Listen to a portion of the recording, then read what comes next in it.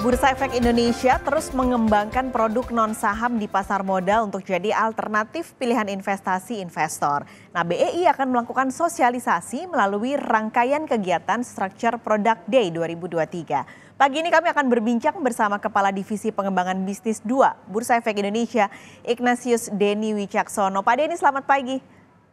Selamat pagi, Bapak Skalis. Oke, ini sebenarnya kalau ngomongin produk dari non saham gitu ya Pak di pasar modal. Ya, Sebenarnya betul. manfaatnya tuh apa sih untuk investor?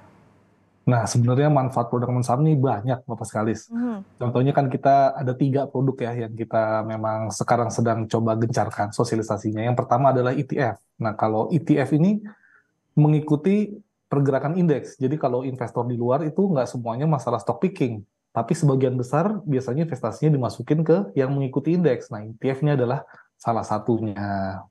Dan yang kedua, misalkan structure warrant. Nah, kalau structure warrant ini punya sedikit berbeda dengan equity. Dia ini bisa dimanfaatkan ketika adanya uncertainty atau kekhawatiran. Kita nggak tahu nih, pasar bisa naik atau pasar bisa turun.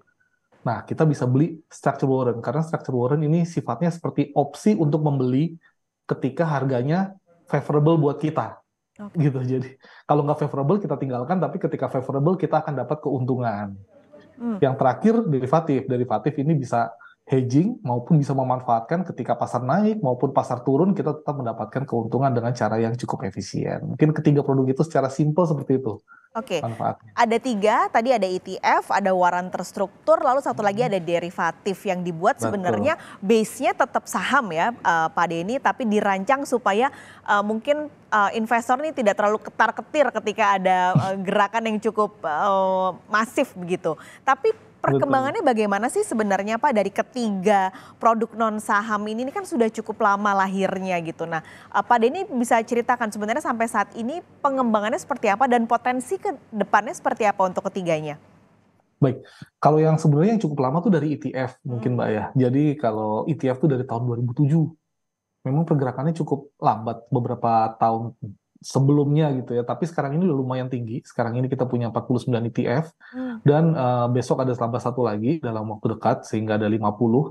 Dan ini kita salah satu yang terbanyak di ASEAN Oh. kalau untuk dari sisi produk ETF. Nah, investor juga sudah cukup mengenal ETF dan juga biasa memanfaatkannya untuk tadi manajemen portfolio. Daripada kita mencari saham tentunya susah, mendingan kita membeli indeksnya dan juga bisa dengan sangat murah.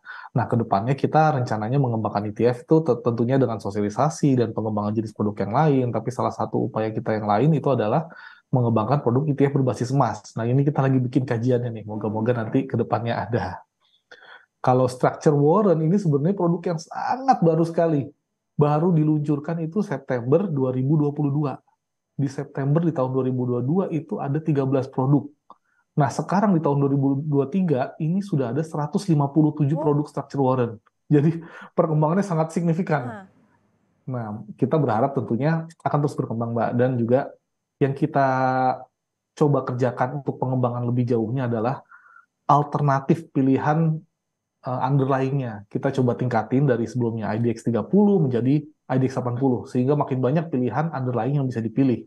Selain itu, kita juga mengembangkan structure warrant index. Hmm. Ini Nah, kalau yang kalau melihat Pak Denny tadi perkembangannya dari ETF lalu juga waran terstruktur yang dalam setahun aja waran udah sangat pesat gitu perkembangannya. Mungkin masih banyak juga investor yang tidak mengetahui soal produk-produk non saham yang dimiliki bursa. Lalu adalah gelaran yang akan digelar ini produk Structure Product Day. Pak Denny boleh cerita ini sebenarnya apa? Lalu apa yang jadi pembeda dengan tahun lalu?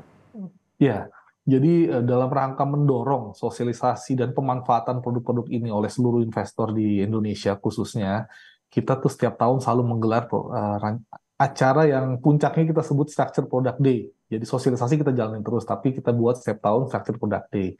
Kalau tahun lalu memang kita gelar itu secara online 2 hari.